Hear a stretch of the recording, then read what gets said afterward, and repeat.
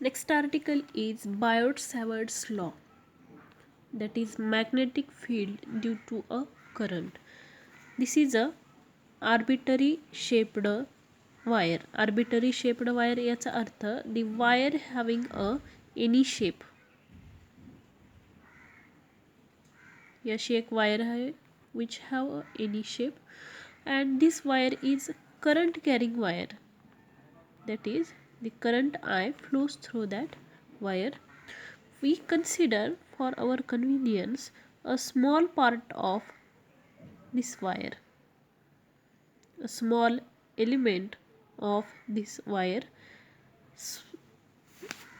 Small l is the length of that wire, total wire, but we consider a very small segment of this wire dl. म्हणजे वायरची total length small L आहे, पण आपण त्या वायरच्या total लेंथपैकी एक छोटासा लेंथचा तुकडा कन्सिडर केला आहे, ज्याला आपण म्हणतोय डी एल.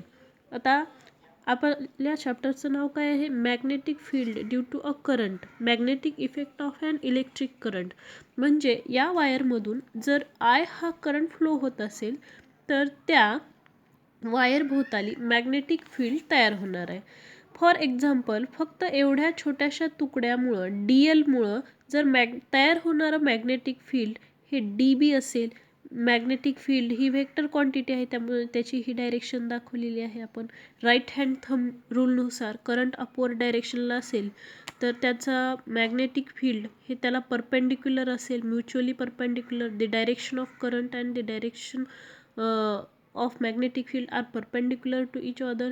आणि हा इथं आपण असं हे क्रॉस दाखवूया. याचा अर्थ असा आहे या क्रॉसचा, magnetic field is directed into the plane of paper. आता into the plane of paper बघा, हा राईट हँड थंब रूल.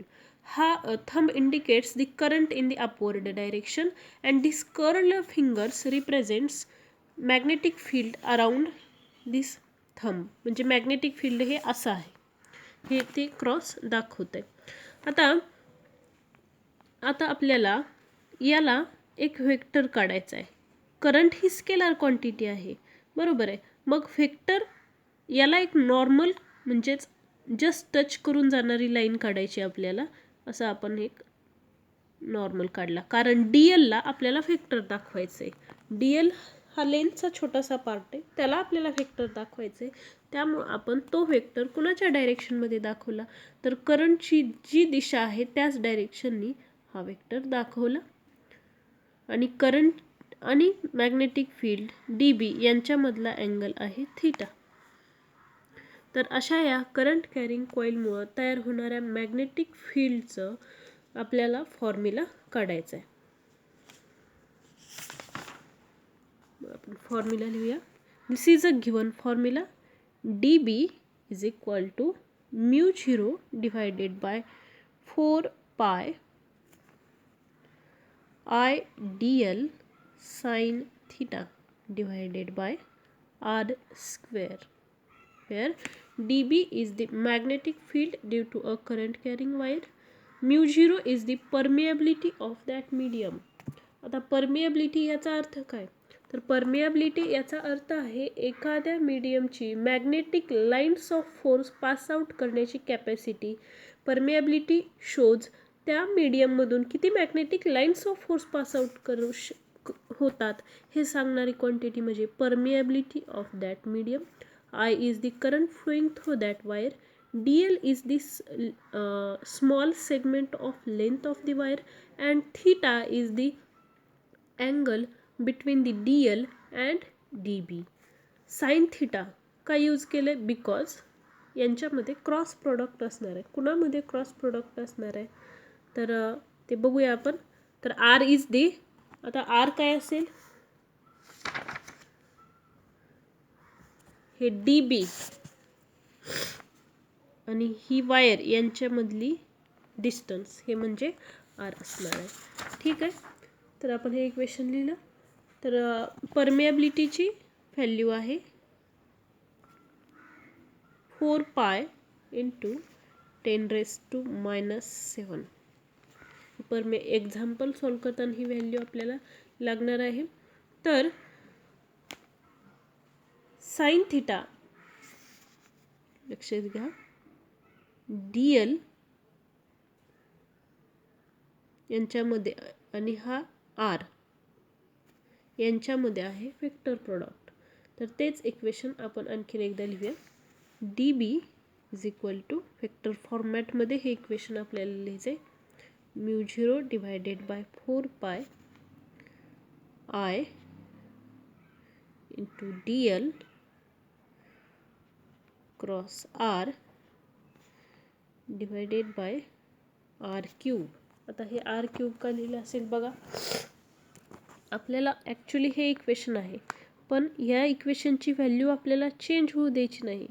हे याला कॅन्सल झालं तर राहिलं काय, फक्त खाली R स्क्वेअरच राहिलं. किंमत बदलू दिलेली नाही आपण, बरोबर आहे. इथं R क्यूब लिहिले तर वर पण R लिहिले, एक R कॅन्सल होऊन हीच किंमत निघते वरचीच. तर यांच्यामध्ये आपल्याला वेक्टर प्रॉडक्ट दाखवायचा होता. कुणामध्ये? DL आणि R यांच्यामध्ये. The direction of vector DB is detected by the cross product DL into R. तर या इक्वेशनला म्हणायचं Biot Savart's law. DB is equal to μ0 divided by 4 pi IDL sin theta divided by R square is known as Biot-Savart's law, and this following equation shows the vector product of the Biot-Savart's law or in vector form. Biot-Savart's law in vector form. तर याच Biot-Savart's law चा use करून आपल्याला magnetic field काढायचे due to current in a straight long wire. Current in a straight long wire.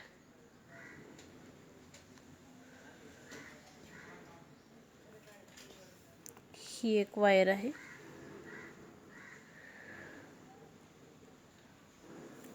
ज्या वायरमधून current I flow होतोय. तर या वायरमुळं जे मॅग्नेटिक फील्ड होणार आहे, समजा ते P या ठिकाणी तयार होत असेल तर P या ठिकाणी किती मॅग्नेटिक फील्ड असेल हे आपल्याला काढायचं आहे. Capital R is the distance between that wire and the point P at which the magnetic field is produced, and this is the vector R. जसं की आपण याला नॉर्मल हा वेक्टर काढलेला आहे, म्हणजेच करंट कॅरिंग वायर आणि वेक्टर R यांच्यामधला अँगल हा काय असणार आहे? थीटा असणार आहे. हे दाखवले. हा जो वेक्टर काढलेला आहे या करंट कॅरिंग कॉइलला, तो वेक्टर या पद्धतीनं दाखवलेला आहे. And the magnetic field at B at point P हे आपल्याला काढायचं आहे. तर या ठिकाणी सुद्धा आपल्याला बायोट-सॅवर्ट्स लॉ यूज करायचा आहे. तो करूया आपण. बघा, मॅग्नेटिक फील्ड जे वरच्या पार्टमध्ये असणार आहे DB, तेच लोअर हाफ पार्ट हा wire infinite long straight wire आहे. मग या ठिकाणी असणारं मॅग्नेटिक फील्ड हे वायरच्या प्रत्येक सेगमेंटमुळं या ठिकाणी असणारं मॅग्नेटिक फील्ड असणार आहे. तसंच खालच्या सेगमेंटमुळं, वायरच्या खालच्या सेगमेंटमुळं सुद्धा या ठिकाणी मॅग्नेटिक फील्ड तयार होणार आहे. लक्ष द्या, ही आहे करंट कॅरिंग वायर. त्या करंट कॅरिंग वायर पासून मॅग्नेटिक फील्ड तयार होणार आहे, बरोबर आहे. मग जर ह्या करंट कॅरिंग वायरमधून या वरच्या लेंथमुळं जर इथं मॅग्नेटिक फील्ड तयार होत असेल तर करंट कॅरिंग कॉइलच्या लोअर हाफ पार्टच्या लेंथमुळं सुद्धा इथं मॅग्नेटिक फील्ड तयार होणार आहे. त्यामुळं आपल्याला काय काढायचं आहे, तर ही वायर आहे ज्याची टोटल लेंथ आहे L. तर त्या वायरचा एक छोटासा पार्ट DL, त्या DLमुळं तयार होणारं छोटंसं मॅग्नेटिक फील्ड DB हे काढायचं आहे. मग जर वरच्या अपर हाफ पार्टपासून मॅग्नेटिक फील्ड DB असेल तर खालचा सुद्धा लोअर हाफ पार्ट याच्यामुळं सुद्धा तयार होणारं मॅग्नेटिक फील्ड असेल. म्हणजे जे टोटल मॅग्नेटिक फील्ड आपल्याला मिळणार आहे ते असेल ट्वाईस DB. तर आपण सुरुवातीला बायोट-सॅवर्ट्स लॉ लिहून घेऊया. The Biot Savart's law in vector format is μ0 divided by 4 pi I dl sin theta divided by r square where dl is the vector quantity. आता आपल्याला काढायचं आहे टोटल मॅग्नेटिक फील्ड. मग आपण इथं किंमत ठेवूया. जर समजा आपण छोट्याशा लेंथमुळे डी एल लेंथमुळे तयार होणारं मॅग्नेटिक फील्ड डी बी असेल आणि त्याचा हा फॉर्मॅट असेल, तर टोटल मॅग्नेटिक फील्ड पूर्ण ह्या वायरमुळं काढायचं असेल तर या डी बीचं आपल्याला इंटिग्रेशन काढावं लागेल. कॉन्स्टंट टर्मचं इंटिग्रेशन निघत नाही, म्हणजे संख्यांचं इंटिग्रेशन निघत नसतं. आणि ही वायरची लेंथ कशी इन्फायनाईट आहे, त्यामुळं आपण इथं इन्फिनिटी यूज केलं डी बी. ठीक आहे, तर आपण डी बीची व्हॅल्यू लिहूया. B is equal to 2 integration from 0 to infinity μ0 divided by 4 pi I dl sin theta divided by r square. ज्या गोष्टींचं इंटिग्रेशन निघत नाही त्या गोष्टी आपण इंटिग्रेशनच्या बाहेर काढूया. बघा, b is equal to 2 μ0 I divided by 4 pi. मग इंटिग्रेशनच्या आतल्या टर्म फक्त लिहूया, ज्यांचं इंटिग्रेशन काढायचं आहे. D L sine theta divided by R square हे लिहिलं आपण. 2नी ह्या 4 पायला मल्टिप्लाय केलं. इथं नेक्स्ट स्टेपमध्ये आता आपण काय लिहिणार, 2 पाय लिहिणार. बघा, हा त्रिकोण तयार झाला. ही साईड आर आहे, ही कॅपिटल आर आहे आणि ही एल आहे. हां, इथं अँगल थिटा असेल तर इथं अँगल हा 90 डिग्री असतो. तर अकॉर्डिंग टू मॅथमॅटिक्स जॉमेट्री हा अँगल ऑबियसली असतो 90 मायनस थिटा. मग या त्रिकोणाला आपल्याला पायथागोरस अप्लाय करायचा आहे. बघा, sine 90 minus theta is equal to काय असेल सांगा, कोणाच्या समोरची बाजू divided by diagonal capital R divided by small R. आपण त्याच्या अगोदर याला पायथागोरस अप्लाय करू. बघ, पायथागोरस काय असेल, small R square is equal to small L square plus capital R square. म्हणजे R square is equal to capital R square plus L square taking square roots.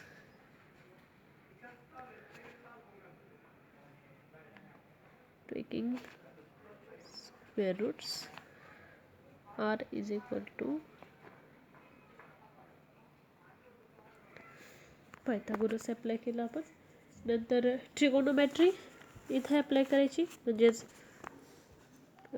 Sign 90 minus theta is equal to कोणाच्या समोरची बाजू. कोणाच्या समोरची बाजू काय आहे, capital R. त्यामुळे इथं काय लिहायचं आहे आपल्याला, capital R divided by diagonal small R. तर ही किंमत लिहिली आपण. But sine 90 minus theta is equal to sine theta हे मॅथमॅटिक्समध्ये गिव्हनच आहे. And therefore sine theta is equal to capital R divided by small R. पण स्मॉल आरची किंमत तर वरच आहे, इथं आहे. तीच किंमत इथं लिहूया. म्हणजे काय, sine theta is equal to capital R in square root capital R square plus L square ही किंमत लिहिली आपण. आता वरच्या इक्वेशनमध्ये पुटअप करूया. कुठल्या इक्वेशनमध्ये, तर या इक्वेशनमध्ये साइन थिटाची किंमत ही निघाली. याला इक्वेशन 1 म्हणूया, याला equation 2. Substitute equation 2 in this equation 1. मग काय लिहायचं equation, B is equal to μ0 I divided by 2 pi in bracket integration from 0 to infinity dl. आणि मग काय असेल किंमत, R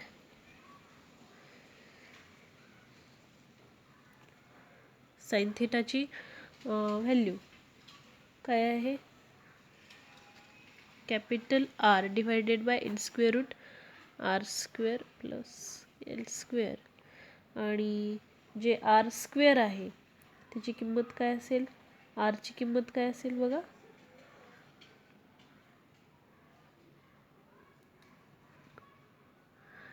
R square plus L square, R square plus L square.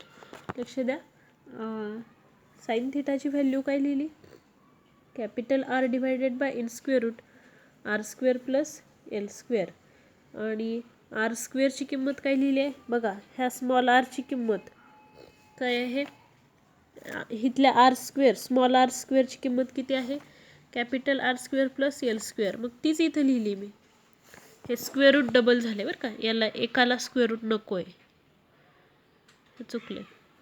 काय आलं, capital R square plus L square, आणि ह्या sign थिटाच्या ठिकाणी आपण इथलं लिहिलं आहे, हे capital R divided by in square root R square plus L square. आता पुन्हा एकदा लिहूया equation, B is equal to mu zero I divided by 2 pi, हे कॅपिटल आर इंटिग्रेशनच्या बाहेर काढलं, आणि इंटिग्रेशन फ्रॉम 0 टू इन्फिनिटी. आता राहिलेल्या गोष्टी फक्त लिहूया आपण, काय राहिलं, डी एल बघा, R square plus L square into, आता हे याला जरा वेगळ्या पद्धतीने लिहू, वेगळी पद्धत काय, R square plus L square raise to 1/2, square रूटमध्ये लिहिलं काय आणि रेस टू 1/2 लिहिलं काय. आता ह्याचा घातांक काय 1, याचा घातांक काय 1/2, दोघांमध्ये गुणाकार असेल तर घातांकाची काय करायची असते, बेरीज.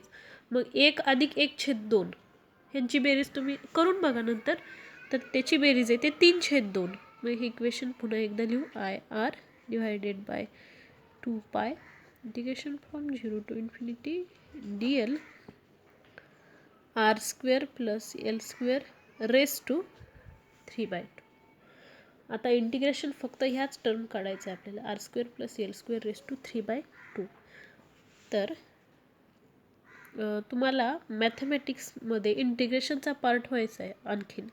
इंटिग्रेशनचा पार्ट जेव्हा होईल त्यावेळेस त्यामुळे ही तोपर्यंत ही स्टेप डायरेक्टली लक्षात घ्या,